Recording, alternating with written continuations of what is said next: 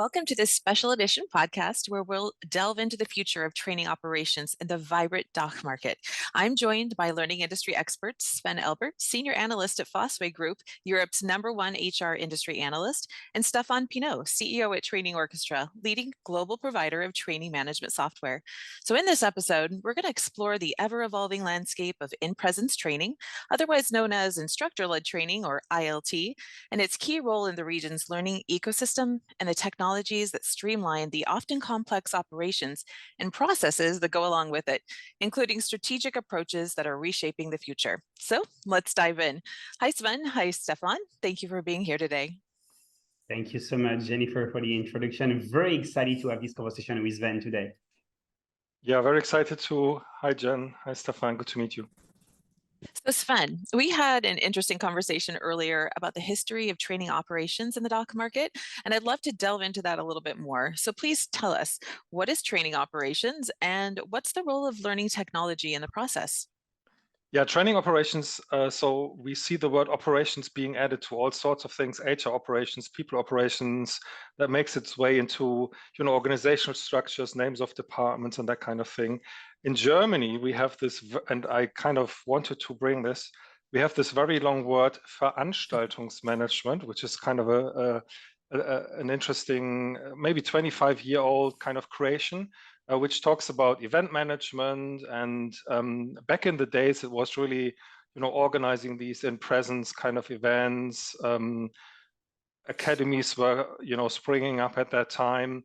And even 5 years ago, when it was still very much in presence and less virtual, I think this is now evolving, this term, and maybe not as present, and maybe this new term training operations is coming to the forefront, where it's basically still covering, I guess, a lot of these operational aspects of organizing training, managing enrollment, having a good experience for the learners during the process, making sure that everything works smoothly, managing all the logistics around it. But also looking at what are maybe some of the needs on a higher level that we need to cater for. What resources do we need? The budgets, the costs, the financial side of things is becoming increasingly important. I mean, we are in a recession now, so that is certainly something where more organizations are focusing on. And that is part of this new idea of training operations, analytics, looking at learning outcomes, not just the happy sheets, but really what impact does it have on the business? What new skills are getting created for the employees working for the company and those kind of things, and this continuous improvement around it. So I think that these are really important aspects of the concept. The Germans like to use English terms, right? So having an English term means that you have a little bit of fuzziness, a bit of cloudiness around it, and that's why I think we over here like to use these kind of terms for something new and innovative, right? Okay, I will try then to also answer to the same question, maybe explaining, what's the role of Training Orchestra when it's time to manage the training operation, and, what are the needs on the market and the role of the different learning technologies. So we at Training Orchestra, we provide a system designed to manage training operations. So it's all about scheduling the classes, managing the availability of the trainers, tracking the cost, choosing the best available trainer, managing also the complexity of an extended enterprise. We come back on that, or managing training regulations. So it's pretty complex to manage a training operation, and that's really the focus of Training Orchestra. So we are one of the specialists who are positioned as a strategic leader on the Fosway 9 grid. It's 3 years in a row that we are positioned as a strategic leader. And what is extremely interesting is that you have only 3 actors in the position as a strategic leader. 2 specialists and 1 suite, which is very interesting because it explains so clearly the positioning of Training Orchestra. So the suite is positioned as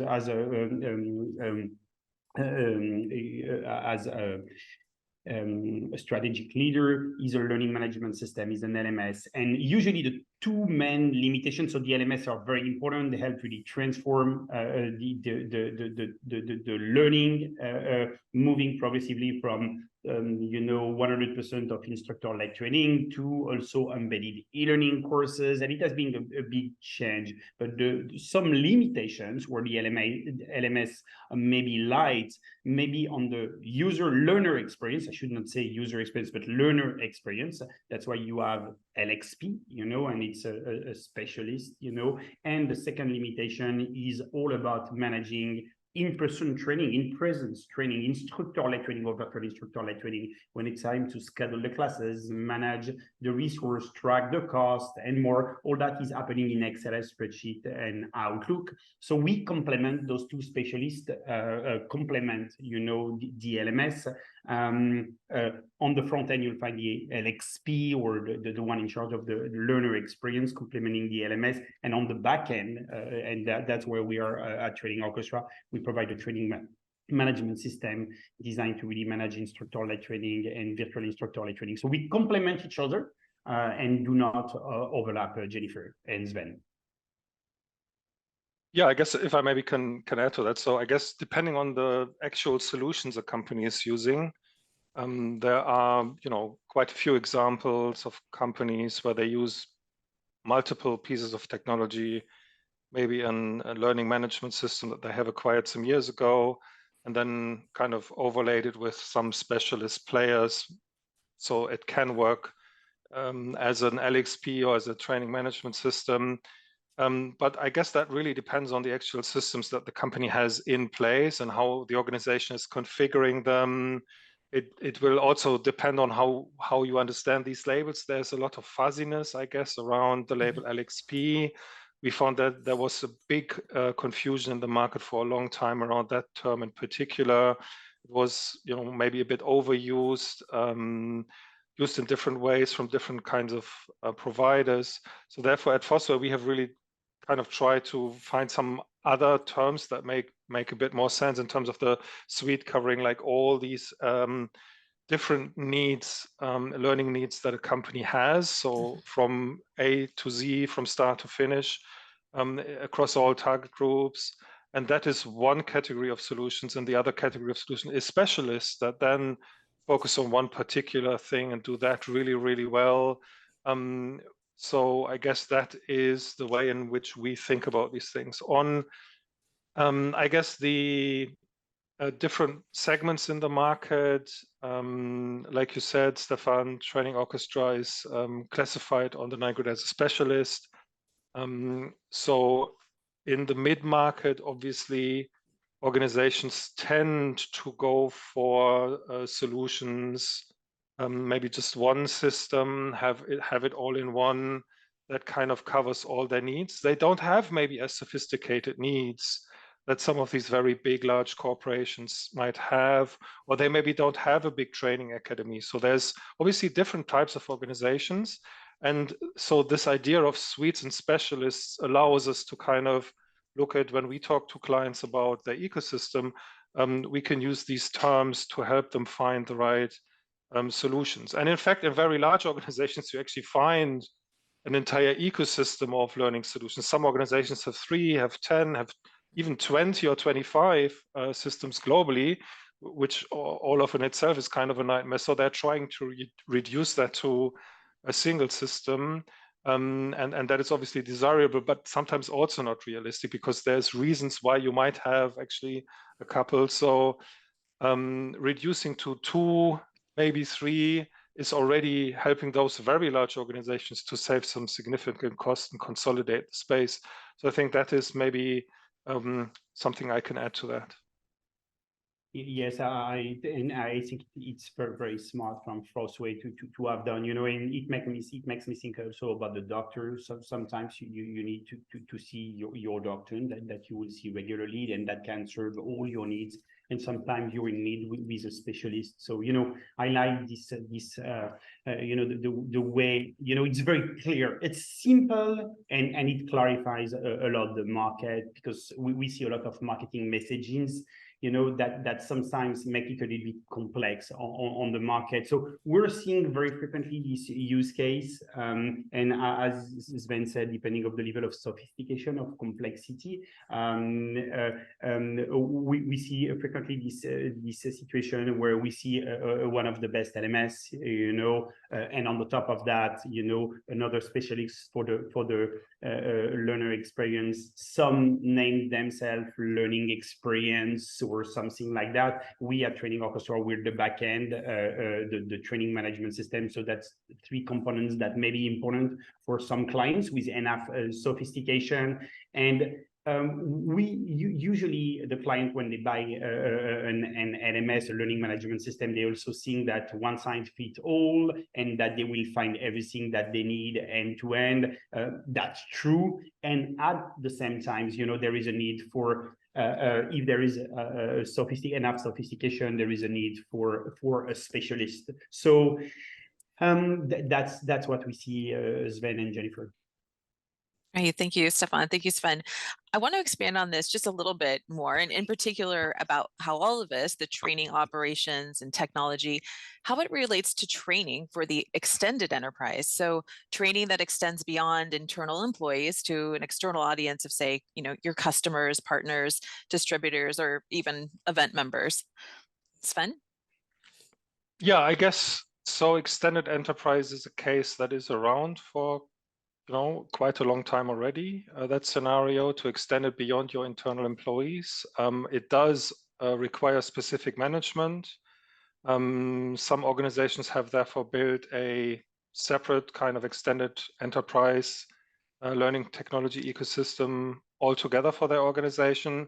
Some others manage it maybe all in one, but many also have for internal staff something else. So I guess the underlying issue or problem, some of the learning systems have particularly been designed for this internal learning use cases with that in mind, and they are not maybe necessarily designed to work for these external audiences.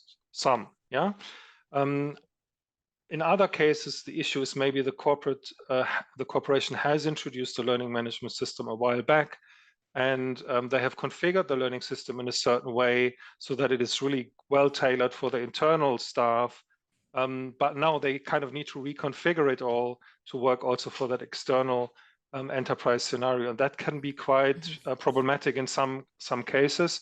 So then sometimes it's easier to separate the things, although it's not impossible. So advice, I guess, from our side is usually to look at this from the very beginning, if you can.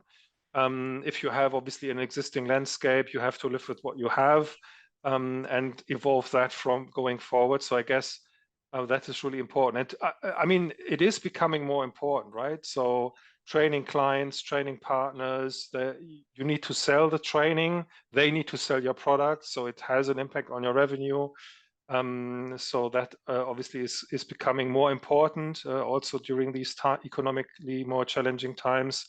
And I guess ideally, as I said, maybe think about this in advance if you can, or kind of think about this as two kind of ecosystems that can work independently if you have already something in place potentially. Stephan, maybe something from your side to add to that? So I think that I'm fully aligned with what you just said, Sven. What is interesting is that we see a lot in the DACH market of extended enterprise, so client education, partner education. By the way, I really like the way Fosway has defined the extended enterprise, which would be any learner outside of payroll. It's crystal clear. So partner education, client education, training business, temporary workers, so our extended enterprise, and everybody's talking about upskilling, reskilling, but today what is important for having a successful company is skilling the entire ecosystem. For a large aircraft company, when they sell a plane, they need to properly train their clients because their clients are using their product every day. So it's not just the skilling of the employees, it's skilling the entire ecosystem. So this question of extended enterprise is really important. Obviously, by a functional standpoint, it requires requires different capabilities, and some capabilities like selling training are very important, because you need then to suddenly manage price lists, multiple price lists in different currency. Do you sell at the same price in Germany? Yes, it's in euro, or in Portugal, it's also in euro. So price list strategy, managing an ordering process. What are the products that you sell? Are you selling seats in public classes, or are you selling private classes? Invoicing, profitability, for-profit center, most of the time, it's also a good way to turn a cost center in a for-profit center to be close of the extended enterprise. How do you collaborate with clients, versus the way you collaborate with a learner or internal learner? So that's by a functional standpoint. Obviously, the need is completely different, and also you need to connect to completely different system. When you serve employee only, and you're doing employee education, you need to connect with your HRIS, full stop. Maybe there are some other, but when it's client training, you need to connect to a CRM, you need to connect to a website, you need to connect to an accounting system, to an invoice system, finance system. So it's really different. The capabilities are completely different, and by a technology standpoint, we don't necessarily see the same vendor on both sides. So that's very interesting. But, DACH is a very specific market, I think, Jennifer and Sven. Thank you, Sven. Thank you, Stephan. So we talked a little bit about training operations. We talked about technology. I'd like to zero in now a little bit more on the evolution of in-presence training. And in the DACH market, the percentage of instructor-led or in-presence training is about 70 to 80%. So that's pretty significant. So how are you seeing in-presence training, or ILT, evolve in the market, especially after the pandemic in this more difficult global economy? Stephan? Yes, no, it's a very good question, Jennifer. Thank you for asking. So first of all, Training Orchestra manages instructor-led training and virtual instructor-led training, and we have a strong presence in 100 countries. So we see the difference between the different regions, and also the similarities. If I start with the difference, I think that on the DACH market, in-person learning is more dominant than in some other market, like, for example, North America. Obviously, with the pandemic, in one night, the entire market has to switch from instructor-led training to virtual instructor-led training. But as of today, we're seeing a lot of hybrid situation. Hybrid, in the definition, is a mix of instructor-led training or in-presence training and virtual in-presence training. But they also, we're seeing this market, the DACH market, being at the forefront of those hybrid capabilities to be trained. We have also seen a boom in the amount of in-person learning since the end of the pandemic. It's because everybody wanted to meet in person, and it was a long time. Another difference is the extended enterprise. On the extended enterprise, partner education, client education, we see so the training of the entire ecosystem is more important than in some other region. Why? Because we're seeing a lot of tech companies doing product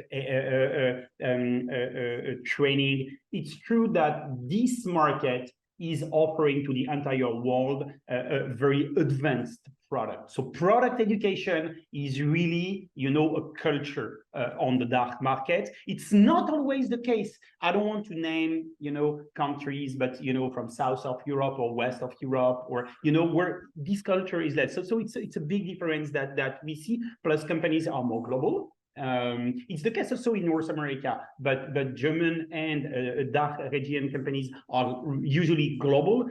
So they are seeing, they are in need of the capabilities to manage at a global scale the training operation. Also, as they are selling complex product, we see a lot of certification, refreshing, expiration. So even if it's not a highly regulated market, you don't have a strong regulation like you can have in South Africa or in Spain or some other countries, still there is a lot of certification and refreshing. On the similarities side, I think that we see the same technology problem or learning technology problem that the one you will find in France, in UK, or in North America. First is that the learner experience can be improved, so we're talking about the learner or learning experience platform before as a specialist. Still the instructor-led training, virtual instructor-led training. So in-presence training is managed manually with a lot of Excel spreadsheet and Outlook or Google spreadsheet. And instructor collaboration is still happening with phone call, emails. Then are you available? And it's okay if you have 2, 3, 10 trainers. What about if you have 100, 500, 1,000 subject matter experts spread out globally with a lot of specialists? But I know that at Fosway, Sven, you know extremely well the DACH market, but you also have an amazing vision on the global market. So what's your analyst view on the learning market? What's so specific with the DACH market according to your expertise? Yeah, I guess so. Overall, we look at the EMEA market as a whole in a certain way that I guess since the pandemic, which was obviously a challenging year for instructor-led, since the pandemic, the budgets have always kind of grown and increased for corporate. So there was more investment going into learning overall. Maybe even in Germany, there was now more into digital, more into virtual as a necessity. So certainly I agree that Germany was slower to digitize for sure. But 2023 now actually with the recession that we see and the disruption from geopolitical conflict and so on is actually now a more challenging year for learning budgets for corporates, right? So maybe the worst year in 6 years that we've seen. So definitely an area where L&D teams need to focus on value and certainly getting ready for the future. So these are important themes for Germany as well. I'll come back to that. I guess from the pandemic now, we also are seeing that 42% of L&D teams are thinking that there is a certain level of digital learning fatigue and it's becoming more of a problem. So I guess overall, we are seeing a little bit of rebalance into in-presence training, virtual or not. So also in our latest research, we have obviously looked at what has the biggest impact on closing skill gaps. And this is really important for Germany.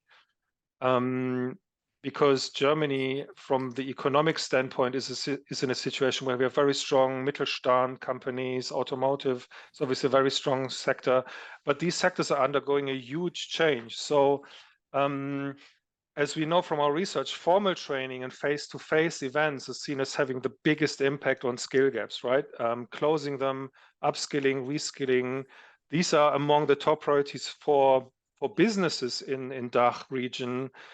So budgets centered around these kind of initiatives are potentially still a little bit easier to get through, right? So I guess that is important.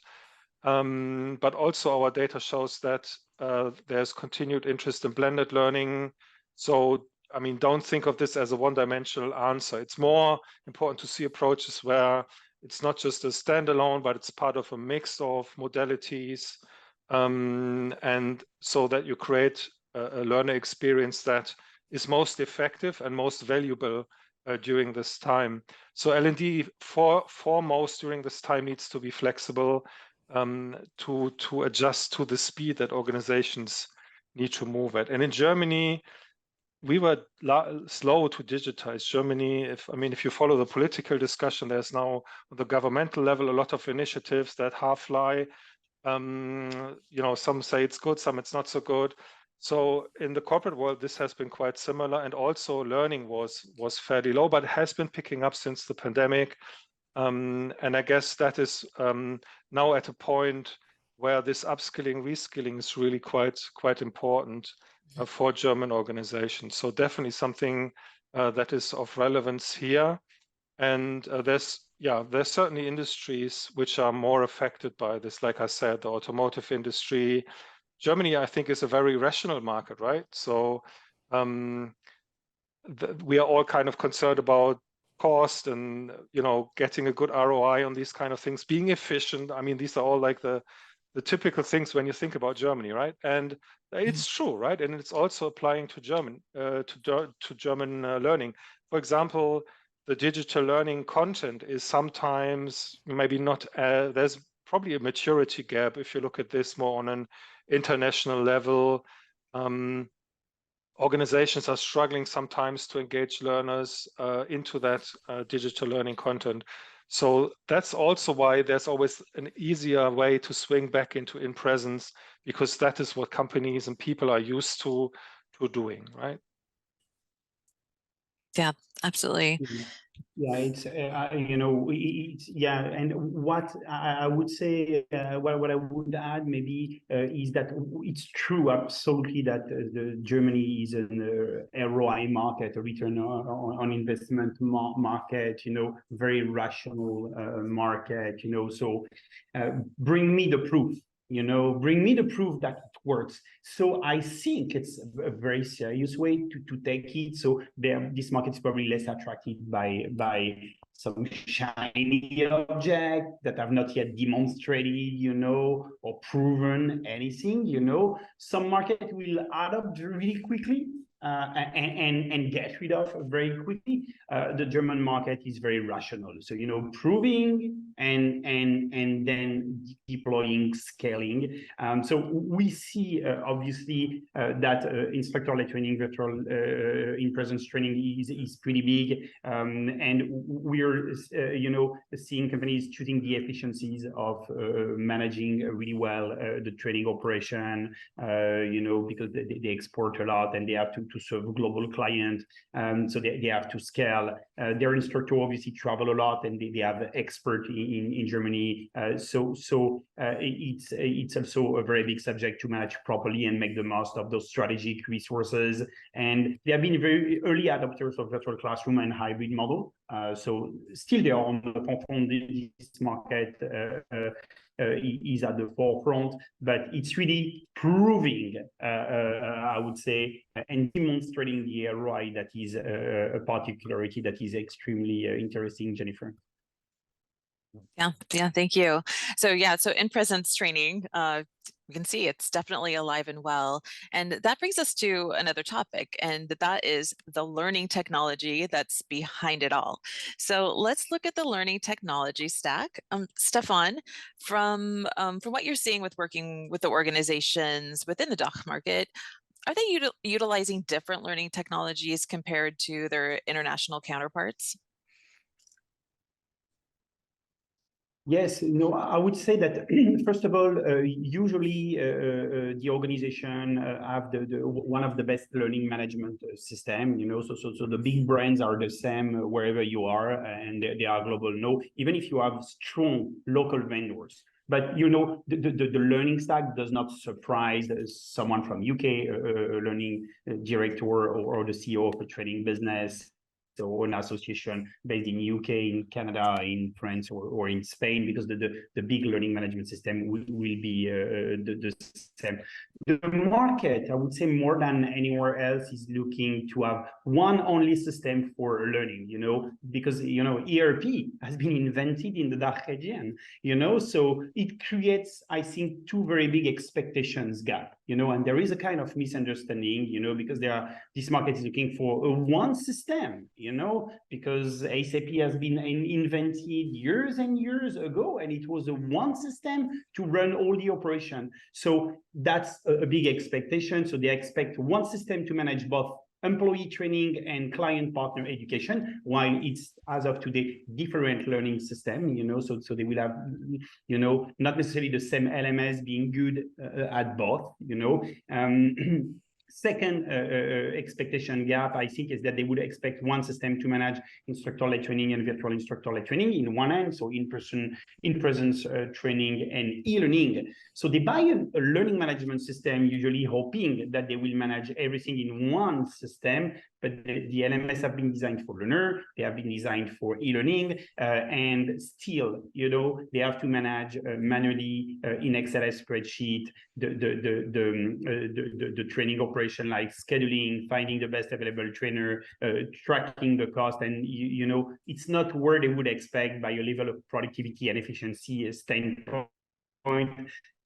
Second, I would say that the user experience, we're a lot talking about the user experience, confusing the learner experience and the user experience, because the back office user deserve a good experience too. And this experience is not always here. You know, they have hundreds of clicks and it's usually a problem. And also instructor collaboration, we have already mentioned the subject where, you know, it's manual. We are seeing XLS spreadsheet, Google spreadsheet, everyone, you know, listing, okay, Sven can train on that, Jennifer on this, Jennifer speaks Spanish, and etc. And it's a lot of manual inefficiency, phone calls, when are you available? And so there is a really expectation gap with the one system.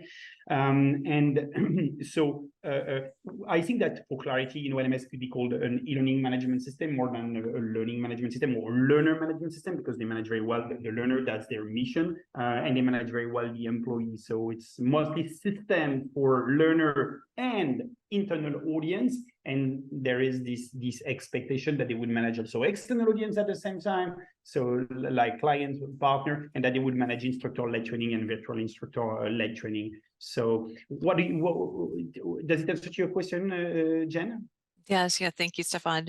Stephan, what are you seeing at Fosway first from a pure technology perspective, and then expanding into the entire learning ecosystem, learning technology ecosystem? Yeah, I mean, I guess the DACH market is probably the #2 market in Europe for most learning system vendors. So the international players have certainly built presence, built momentum in the market, and are also from a brand recognition perspective visible here on in the various events and so on. And there is certainly a local market with local providers that exist. So some local players, both on the suite and maybe also on the specialist side. There's certainly also very big players who have started here and have taken that international. There's maybe a few actually also who are aspiring to become a bit more international and moving out of the country. So there's a lot of, I guess, knowledge that they have with German organizations, with manufacturing companies, with those, blue chip hidden champions that nobody has heard of because they're just doing some screws or whatever. But they are really the global market leader for this. And I think that is an experience that they are then using into their system and bringing that into other markets. So I think it's an interesting market. From what they are using, certainly as it's the same similar players to what you would see internationally. As I said, there's a local sub-market, but I think a lot of the companies in the past years have spent a lot of effort in digitizing, put a lot of money into that and digitizing the learning more. So introduced, virtual instructor-led kind of things, or introduced virtual classrooms, those kind of technologies. So maybe that was at the expense of what they have done for the back office, the training operations kind of systems.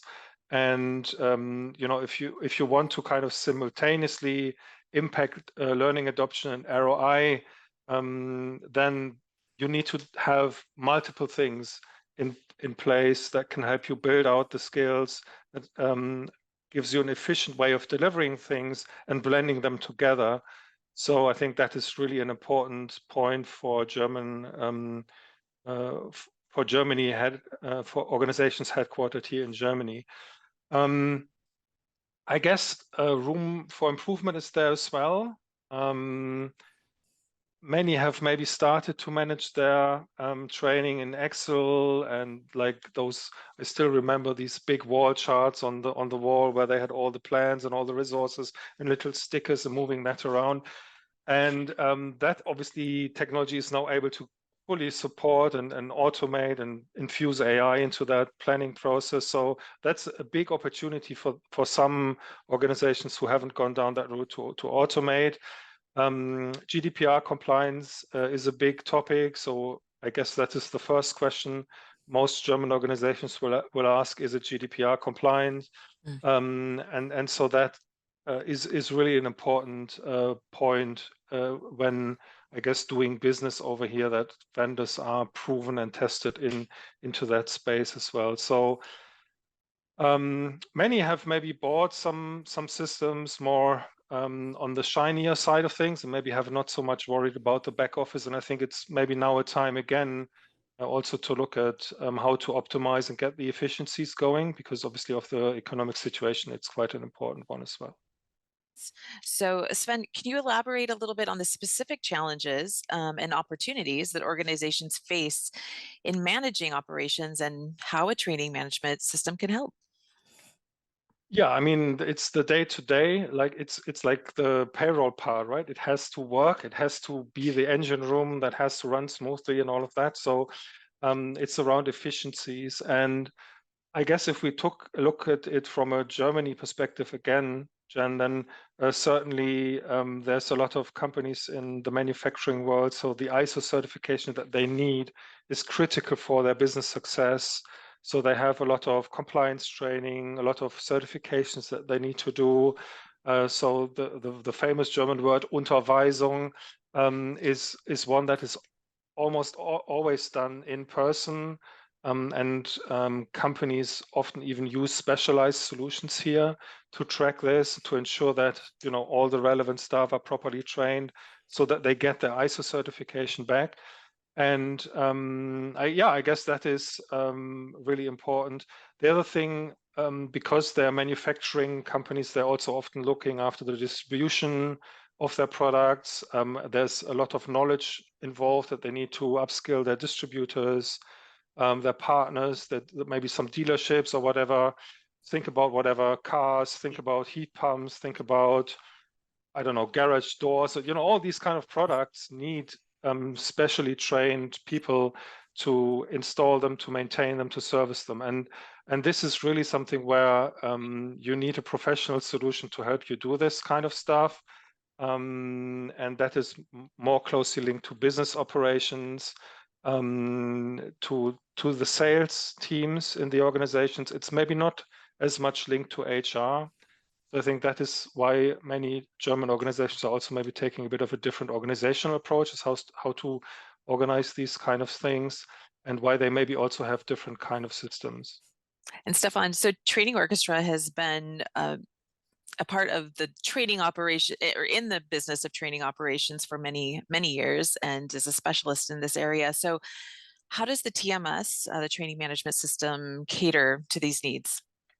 Yeah, that's a great question, and more than ever there is a need to rationalize the training investment as of today, and instructor-led training in presence or virtual, instructor-led training, is represent a very big a portion of the training investment, 70 to 80%. So obviously, what is really important is all about optimizing the scheduling of the session and making the most of the strategic resources.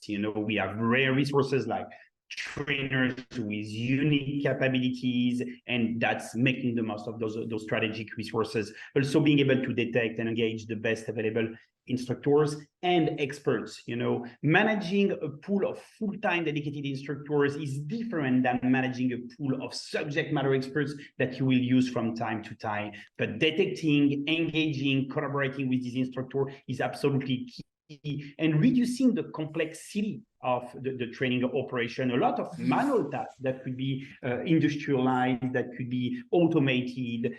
We can absolutely increase the productivity and rationalize the training investment, because it's a big, large investment. So we have, instead of managing that in Excel spreadsheet and Outlook, we need to forecast, track, follow where we are exactly and make a better business decision based on more accurate data.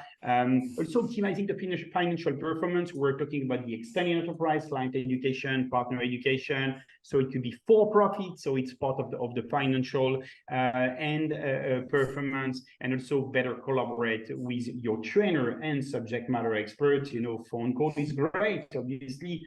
Phone has been invented some years ago, you know, but there are also better ways to collaborate and communicate with them, better than the email, better than the phone, and that's absolutely something that Training Orchestra can serve. Great, thank you. And Sven, we'd love to hear from you. We're about to wrap this up, and just to finish with your final thoughts on the future of training operations and how organizations can stay ahead. Yeah, I guess so. At the moment, there's a lot of talk about artificial intelligence. Whenever I turn on the news program in the evening, there's some report about AI. And I guess that is certainly something that training operations teams should be looking at as well. Stephan mentioned already the potential to automate, to simplify, to gain efficiencies. I think that is a big part where AI can be infused, and it is currently infused in vendor solutions for sure. I guess in the learning world, I mean, having been at LearnTech and Learning Technologies, so both the German and the UK kind of events, there was a lot of talk about AI and how it would influence digital learning content creation, you know, how that would all get cheaper and more efficient and all of that. But I think as a training team, as a training operations team, ask yourself, what are the skills your organization will need in the future, right? Because the AI is also, this generative AI kind of hype is going to affect your organization as a whole. So how are the skills changing for the people working in your organization? How is the business going to get transformed to that? Have that conversation with your executive suite and talk to them about how they see this, and build key initiatives to create those skills now, because they are horribly expensive if you borrow them on the market. Hiring them is also difficult and expensive. So your best route is probably through education, training, and upskilling. So definitely something that I would focus my time on in training operations is to also to look at the skills that are needed for the future. So in terms of the needs analysis, look at what you need to build out, have those conversations. I think that will future-proof your organization, and then look at AI also to gain efficiencies on the in automation, in the administrative processes, in the planning process, and that kind of stuff. Yeah. Great, thank you. That's some really great insights today. Thank you, Stephan, and thank you, Sven, for generously sharing your expertise and perspective with us today. Thank you, Sven. Thank you, Jennifer. Have a good day. Thank you both. All right. Have a good day.